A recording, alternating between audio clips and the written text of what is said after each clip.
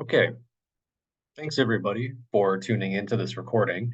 My name is James Grayot, and I'm a postdoctoral researcher at the University of Porto and a member of the Mind, Language, and Action Group, MLOG, which hosts this seminar series.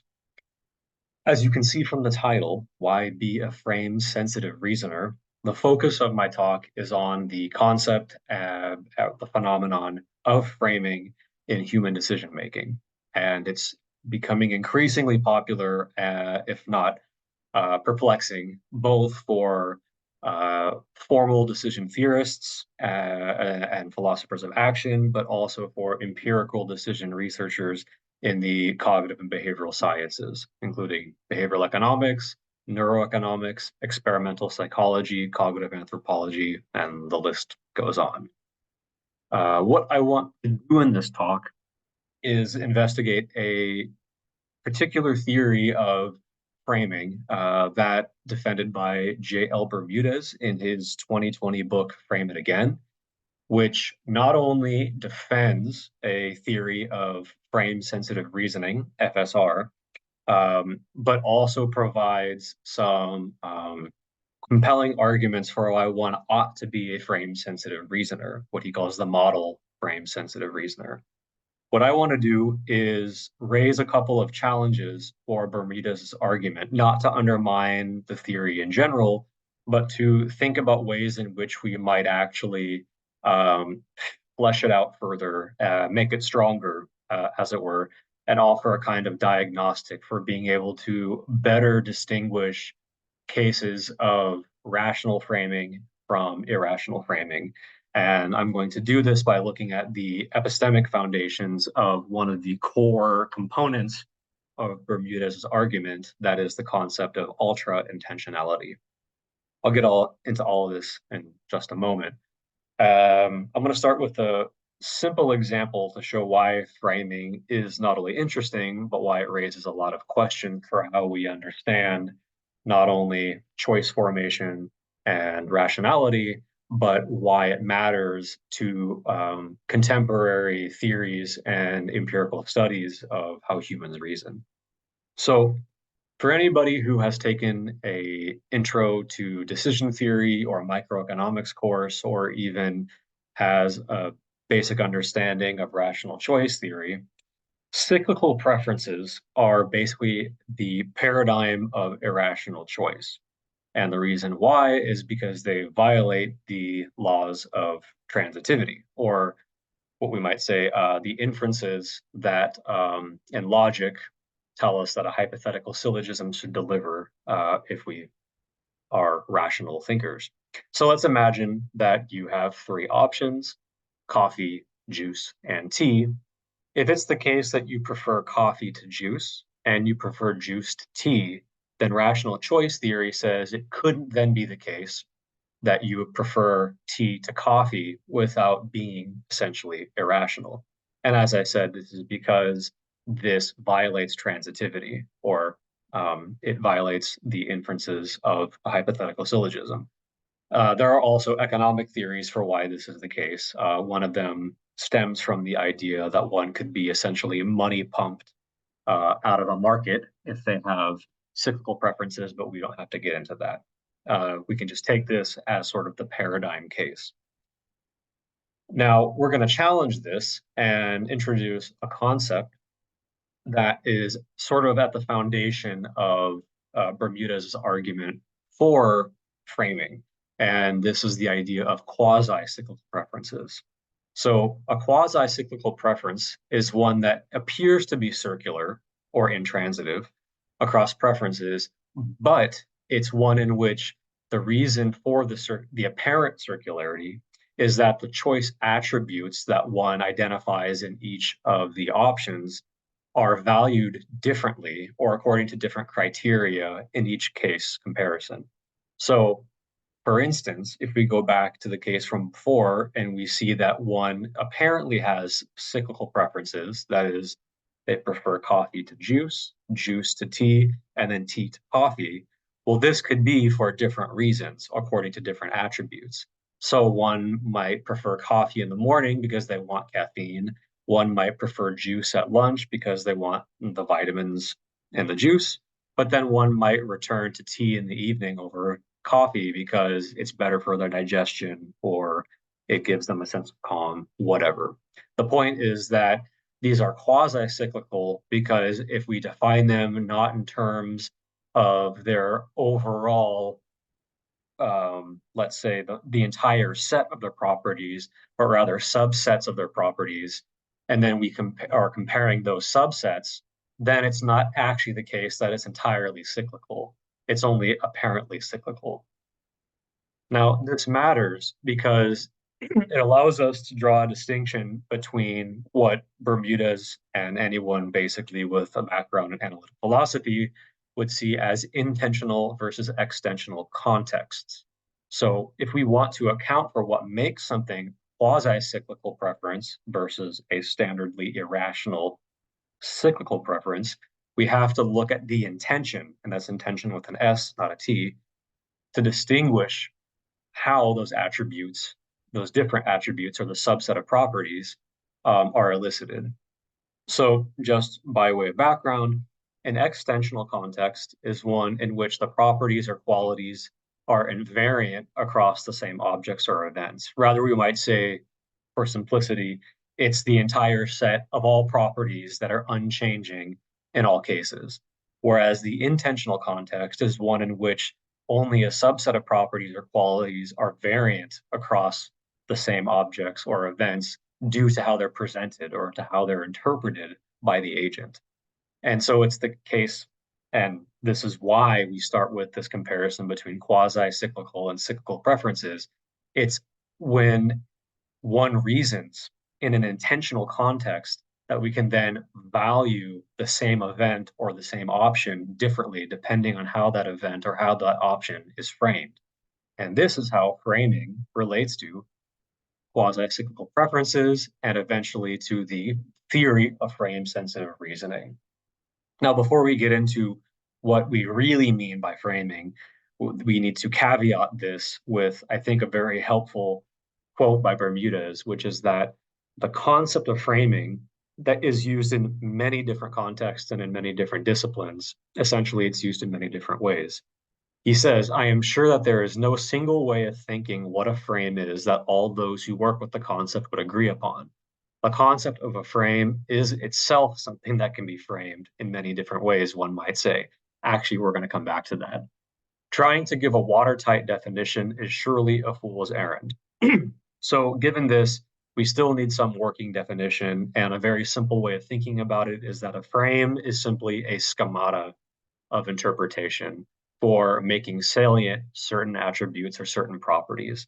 And a good way to see this is to think of a Gestalt switch. If we look at the actual cover of Bermúdez's book for Frame It Again, we have the famous duck rabbit from Gestalt psychology, also used by Wittgenstein and other analytic philosophers to make apparent that the same image can have different presentations and therefore different meanings, different uses, and so on. To go a little bit further, and using that quote, we can see, or rather, we should heed and realize that framing can then happen not only in many different disciplines, but that there are wildly different ways in which framing can be applied or studied or of scientific and theoretical value. So it's not just the case as with the duck rabbit that framing can be perceptual, but also there are ways in which we mentally frame things depending on how we judge them or how our beliefs are formed. How we communicate is something that can be a matter of framing. Of course, statistics are almost inherently based on how we frame the data in question. And most recently, in behavioral economics and experimental psychology, the whole cottage industry of heuristics and biases is based on the idea that humans frame their decisions based on presentation, phenomenology, interpretation, and so on. There are many examples of this, and perhaps some of you watching this have heard of them. A good example is an experiment by Levin and Gaith, 1988, who showed that in this experiment, consumers were offered with two different packages of the same kind of beef. One of them had a label that said it was 80% lean, and the other package said it was contained 20% fat. And what they found was that the majority of people tended to purchase the one that stated it was 80% lean, even though the fat proportions or the lean proportions were identical, or let's say close to identical in each case. But it's merely the focus, the emphasis on leanness that had consumers tend toward buying that one. And that is a perfect example in which the framing affects consumer decisions.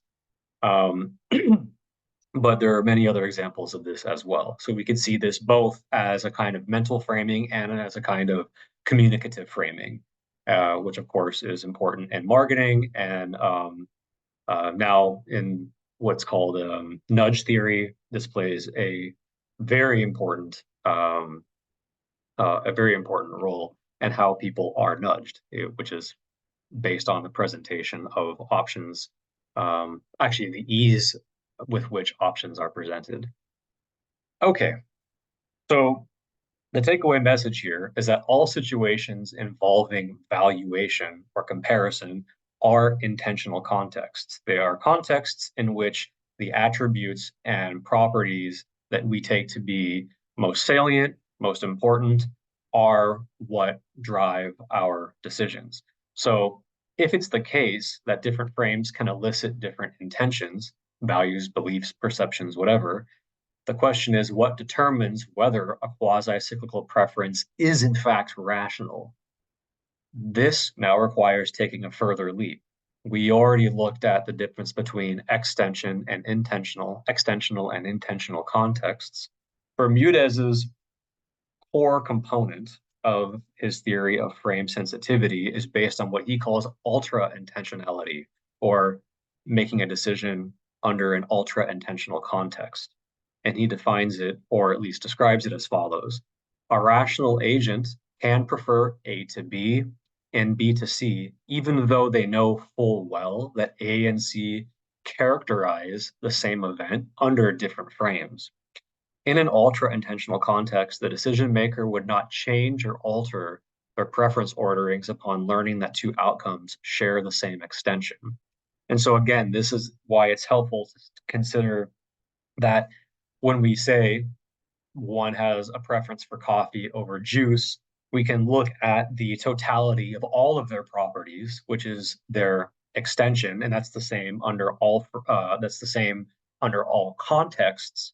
But the moment we introduce the subset of whatever salient attributes or salient properties are driving one's perceptions, beliefs, values, then we now have a basis for evaluating how that person keeps their preference or changes their preference. And if it's the case that their quasi-cyclical preferences, their apparently cyclical preferences, are not changed upon learning that they would violate the classical axioms of rationality precisely because they are focusing on different subsets of attributes, this would be a case in which their ultra-intentional approach to the decision is rational. And this is the foundation of Bermúdez's defense of frame-sensitive reasoning. Of course, this raises, and this is the last bullet here, really important questions about what it is that's required of an agent in order to reason ultra-intentionally, to turn that decision into an ultra-intentional context. And this is where we will begin to look a little bit further into what's underneath theory. But just to flesh this out a little fuller, and to give Bermúdez his due, ultra-intentionality as the core component of his theory is not merely helpful for distinguishing cyclical from quasi-cyclical preferences, but it's central to the very idea of one being frame sensitive. He says, the model reasoner that I will depict is different in important respects from the archetypal rational decision maker of classical decision theory. Most importantly, the model reasoner is able to engage rationally in frame-sensitive reasoning, to reason, in other words, not just within a given frame, but across frames. And so once we have this in mind, that a frame-sensitive reasoner, the model reasoner, should be able to identify different frames, this is where ultra-intentionality comes into play. And this is also where we can now identify two different aspects of Bermúdez's defense. So the first, I call this a claim. This is Bermúdez doesn't say it as such, but we can see it as two parts. So the first claim is that quasi-cyclical preferences formed through ultra-intentional reasoning or framing are at least permissible. And this is what we saw with the example of the coffee and juice and tea. If someone was able to justify their quasi-cyclical preferences by identifying those subsets of attributes or those subsets of properties that were most relevant or most important to them, then we'd say, fine, that there is a rationale behind their particular preference ordering, and that seems okay. So it's at least permissible. Bermúdez gives a whole bunch of very interesting examples from Greek tragedies and classical literature. We don't need to get into all of those, but they are useful for anyone who wants to look them up because they also put into perspective how framing relates not just to small world contexts like our coffee, juice, and tea example, but also to matters of great social and political importance. I'll come back to that in just a moment. So that's the first, let's say, the first claim or the first part of his defense. The second claim is that assuming one can reason in an ultra-intentional way, can approach their decision-making as an ultra-intentional context, it is also rational to be a frame-sensitive reasoner. And this is the stronger part, the stronger claim of the two that make up the overall defense of the theory of framing. So we can distill this into, again, two different points. First off, frame-sensitive reasoning can resolve scenarios, as I said, of great social and political complexity and importance. When there's no single frame of reference to interpret the outcomes of a decision, one ought to strive to consider as many relevant frames as possible. This seems, of course, very reasonable. One should always be able to consider all of those different subsets of attributes or subsets of the criteria that we would use to then discern or parse those subsets of attributes across each different frame. That's what makes somebody an open-minded thinker, let's say. So the more flexible one is in considering different frames, the more likely they are to reveal also the underlying emotions or values that would motivate their judgments for the decision. So we can see how this open-mindedness would also unlock maybe implicit values or hidden emotions that might drive their initial approach to a particular dilemma or social or political issue. Now, the second part of the rationality of frame-sensitive reasoning is that given that this leads to a kind of open-mindedness and an awareness of underlying values or emotions, frame-sensitive reasoning can resolve cases of interpersonal decision-making, which are due to what Bermúdez calls discursive deadlock. And we can simply think of this as any kind of reasoning impasse, where there is simply both sides seem to have equally good or equally comparable, or perhaps incomparable, but equally justifiable approaches to a particular dilemma.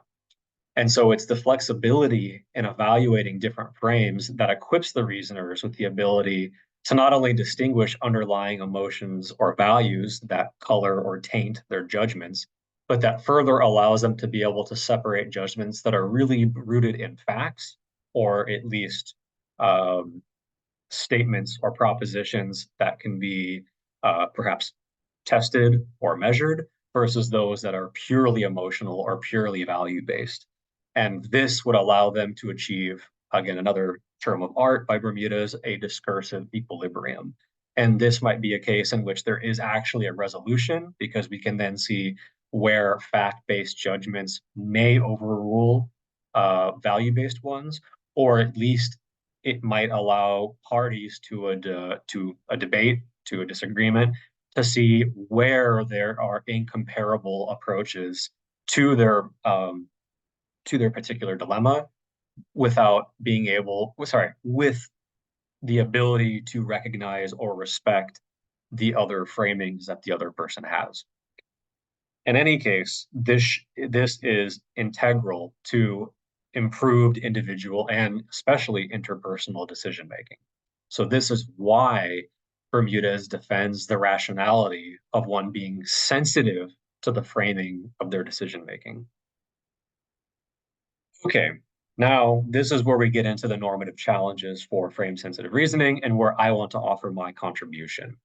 So it's obvious that both the permissibility and the potential rationality of the theory of frame-sensitive reasoning are primarily normative. They're not descriptive. And all I mean by this is that they're based on trying to give us an account of how to be a good reasoner.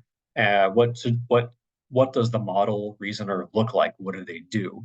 This is not so much rooted in a theory of the cognitive architecture or machinery or even the epistemic machinery that leads to one adopting an ultra-intentional context or perspective toward a decision, small or complex, simple or complex. Um, and this raises two questions, which are going to be the focus of the remainder of my talk. So the first is, what norms does a model reasoner follow? And the second is, why be a frame-sensitive reasoner in the first place? And what I mean by why be a frame-sensitive reasoner in the first place is a philosophical question. What is it that we have to assume about ultra-intentionality as the core component of a theory of rational frame-sensitive reasoning that would allow us to take on board this entire theory?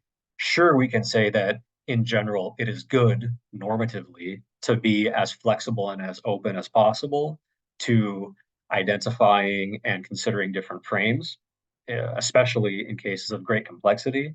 But what is underneath that? What do we have to adopt in order for these things to make sense to begin with? Now, for the sake of time, I'm going to skip through the first question rather quickly. Um, Bermúdez is very careful to not offer any explicit norms that would underpin a theory of frame-sensitive reasoning, in part because there are so many ways in which we might approach the world, approach different dilemmas, that there's never going to be a single set of norms that will always guide the reasoner in the right way. It's simply, it's too large and probably not even that interesting of a project when we think about the immensity of it. Rather, what he offers are a series of, or not series, a collection of practices, essentially of reasoning virtues that make up what he calls due diligence. And these are what allow for the sort of open-mindedness and flexibility that a model frame sensitive reasoner should have. And these are reflexive decentering, essentially being able to take one out of their own position, imaginative simulation, being able to anticipate and imagine what the other reasoner is thinking, what their perspective is, perspectival flexibility, being able to adopt more than one frame, both that of the other and maybe even ones that weren't considered, and reason juxtaposition. Ultimately, to be able to hold up all these frames against one another and to be able to compare not only the subset of attributes, but the criteria we would use to compare each one of them. Again, these are just virtues that could be generally applied to all reasoning and decision-making situations. And this allows Bermúdez to say, we don't need explicit norms so long as one engages in these practices. Now, here is where the first set of criticisms comes up. And I'm simply just going to read the list right here. So first, not everyone has the capacity to exercise due diligence. Outside small world scenarios, like the coffee, juice, and tea example, not even due diligence may be enough to guide reason. Perhaps some reasons require making trade-offs between due diligence components. That is, it may be the case that either some are better than others at simulating the reasoning patterns or the framings of another person. Maybe it's the case, and this will come up toward the end, that in trying to achieve discursive equilibrium, the reasons on both sides of a dilemma are simply incomparable, or we don't have enough or the right kinds of tools to make those comparisons. It also could be the case that one could exercise due diligence and still make imprudent or harmful decisions. And a good example of this is that we could think of sociopaths who are very smart, and if they want to achieve their goals, they might be deluded or simply lack um, the moral compass, whatever you want to call it, to make what we consider or what society considers to be a good decision, even though they fulfill all of the requirements of due justice. Of due diligence. I would have to think of a better example of just the sociopath, but it is perhaps the case that one could exercise due diligence and still end up making imprudent or accidentally harmful decisions. And at the end of the day, it also could be that individuals disagree on what constitute each one of or the extent to which the components of due diligence are um, yeah, followed. Um, so these criticisms in and of themselves are not a reason to discount the theory. They're simply things that we need to have a better grasp on before we can say that due diligence alone justifies all the normative benefits that a frame-sensitive reasoner or a theory of frame-sensitive reasoning would offer the study of rationality and offer empirical decision scientists to be able to make sense of things like experimental and consumer behavior. So again, Bermúdez acknowledges that this is merely a schematic for what the model reasoner would be.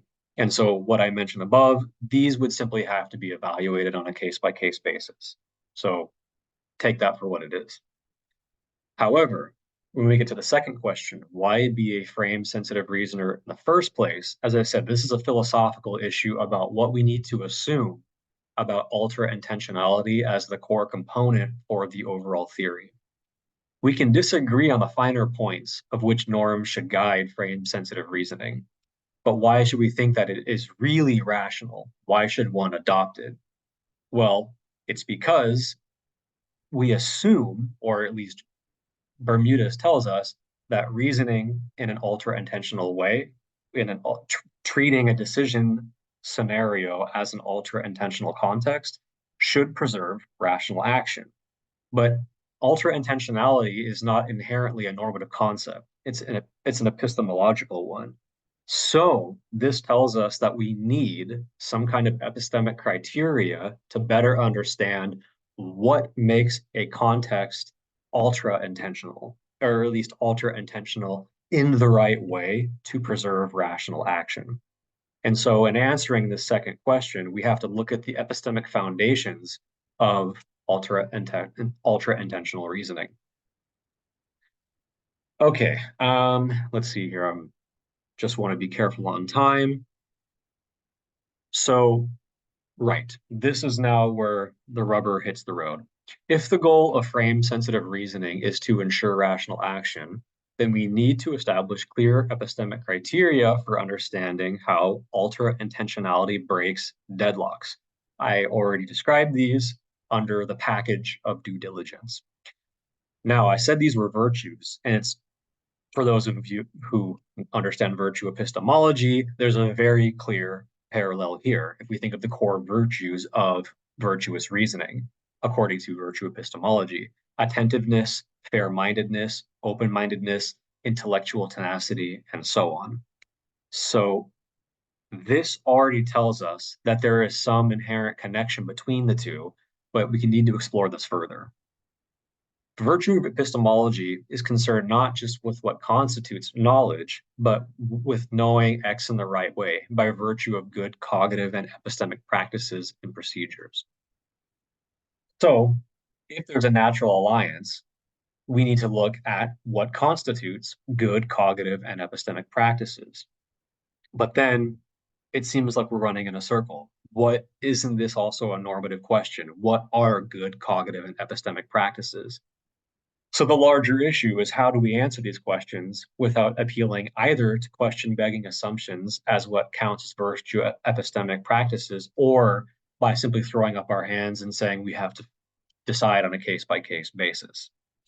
So what we're after here are grounding principles for ultra-intentionality as a justification for rational decision making. And there's two paths to doing that.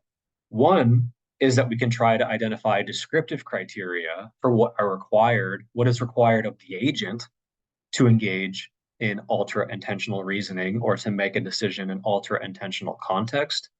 Or we can identify normative goals of virtue epistemology that would better suit frame-sensitive reasoning. I'm going to consider both of these at the same time. So this is simply an overview. This might not be the only way to look at this, but if we take these two paths as grounding ultra-intentionality, here is what we might have to consider. So if we want to identify the descriptive criteria for parsing ultra-intentional contexts, well, this runs into some of the problems we see in contemporary philosophy of mind, philosophical psychology, with regard to naturalizing rationality according to certain kinds of cognitive foundations.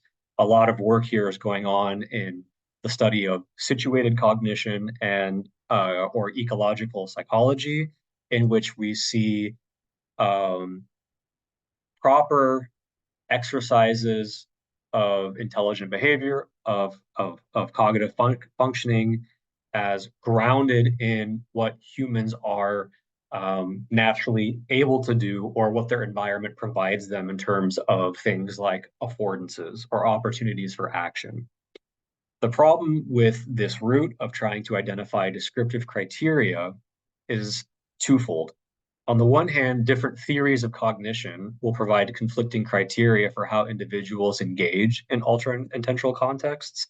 And we can already see this with existing debates between representational and non-representational accounts of cognition, with even among the more radical approaches to ecological psychology. There are debates about what counts as an affordance, what counts as an opportunity for action. And so now we simply go down a rabbit hole among competing theories, competing cognitive criteria for what is the right way of defining ultra-intentional reasoning or defining an ultra-intentional context with regard to an agent's cognitive machinery or the broader cognitive system that they're a part of.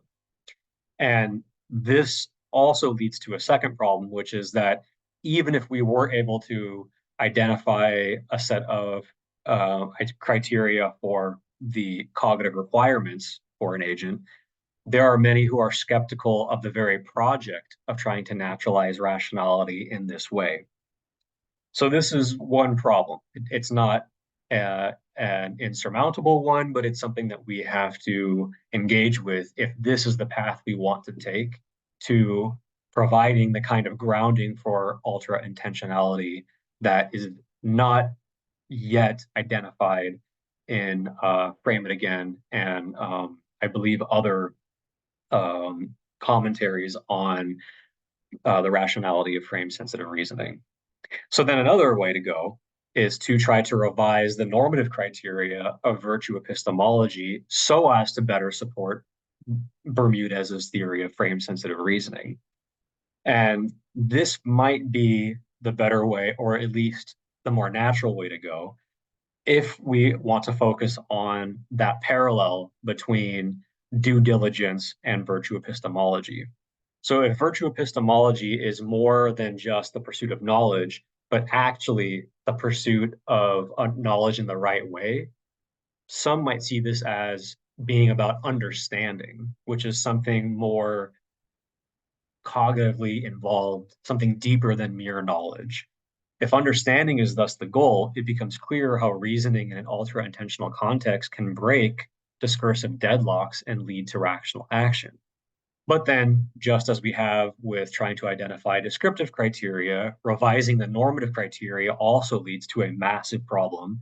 And this is one we find both in epistemology and in contemporary debates in philosophy of science, which is what counts as understanding. And the reason I bring both of these, to go back to the last slide, these two paths up, is that we really run into two different ways that we could potentially flesh out the core component of frame sensitive reasoning. But once we flesh that out, there's also a possible internal circularity that we run into. And so this is going to take us into um, what I will describe as a meta framing problem. And we're about to wrap up here. So thank you for staying with me so far. Let's look at this flow diagram. The question that I raised before is which epistemic foundations are better suited to justifying ultra-intentionality as a criterion for rational action? That's our main question that comes up when we say that frame-sensitive reasoning seems to be primarily normative, but we don't have explicit normative criteria. So another way of asking that question, or a way of reframing that question, is which philosophical discrepancies or unresolved issues do take priority here if we want a better or more robust theory of frame sensitive reasoning as rational reasoning or as rational action. On the one hand, we have to ask ourselves, what are the cognitive and psychological criteria for being able to parse or identify or discern ultra-intentional reasoning practices? That was question one or option one here. The other is whether, and if so, do ultra-intentional reasoning practices count as understanding? This is the normative approach. Now, it could be the case that one could just say we try to just take one of these and focus on the existing problems. We either have the two problem with option one, or we have the bigger but the single problem with option two. But in the red text here, we see it might be the case that these discrepancies can't be resolved independently of one another, precisely because in order to understand when ultra-intentional reasoning constitutes understanding can't be approached, investigated without doing a little bit of investigation into the cognitive components of understanding and the cognitive components, or at least the bare minimum requirements for an agent to be able to even engage in this level of reasoning practice to begin with. And so this seems like, and sorry, as I said, what we have here at the bottom in red, we can see this as simply a trade-off. We just pick one direction and go with it, or we go further and we say, actually, it's the case that one cannot be approached, one cannot be investigated without doing a little bit of the other. Now, I want to put that on hold for just 1 second and raise a couple of issues that make clear why, if we want to go further with providing this robust account, exploring these epistemic foundations of ultra-intentional reasoning, we can't answer the framing problem without answering first the meta-framing problem. And a good way to make that clear is to think about some examples from decision theory and the decision sciences, such as intertemporal choice, transformative choices, and hard choices. These are studied by decision theorists and decision scientists in part because they are the sorts of problems in which the properties, the values, or the capacities of the agent might be incomparable across framings by definition. That's exactly what makes them so difficult and so interesting as decision phenomena. And so if we take those, we see that in fact, the kind of decision, the kind of decision context we're interested in is going to affect whether or not we want to resolve one, whether or not we can resolve the descriptive approach or resolve the normative approach together or independently of one another.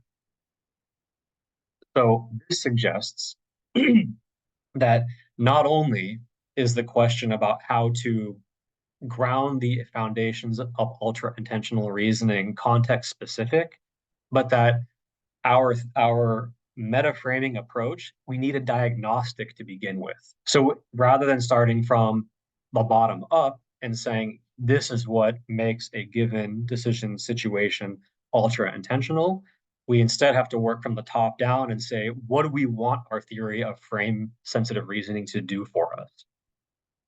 And this is where we get back to the flow diagram. So I don't want to say a theory of metaframing, we could say a diagnostic, but in essence, a metaframing diagnostic should allow us to address the questions raised on the other side. Can we merely define what counts as understanding and let that do the normative work for what counts as an ultra intentional context? Or do we need to actually first define the cognitive and psychological criteria, let's say the underlying machinery or the theory of the cognitive system first, in order to know then what minimally counts as understanding, so that we then know this context counts as ultra intentional and this one does not. Now, this is something that I have to leave as an open-ended question, but in working through each of these steps, as I said, the point is not to start from the bottom and work our way up, because already by doing that, if we go back to our slide here, we already face a series of problems. Now we can either stop and just say one of these, given our particular discipline or our particular interest, is better than the other. But I think that ultimately, if we really want to take Bermúdez's goal of defining a set of ideals for the model reasoner, then what we should first do is have a kind of diagnostic in which we ask, what is it that we want our theory of frame sensitivity to do for us? And that will then determine whether we can simply start with the normative approach and then flesh out what is understanding, or whether that requires some backtracking and ultimately some investigation of the cognitive and psychological components that an agent or the system an agent finds themselves within must meet in order to then investigate when ultra intentional reasoning or context constitutes the right kind of understanding. So I hope that this was useful for anybody who is not only trying to wrap their heads around the basic phenomenon of framing, but also that this now allows us more and new trajectories for understanding what it is we care about most when we want to study framing in the context of rational human action. Thanks everybody for listening. These are just some final thoughts. Go ahead and look at this on your own or pause your screen whenever you'd like. And for your own for your own interests, here are the references. Thank you again, and feel free to email me at james.grayot@gmail.com if you have any comments or questions about this talk. Thank you.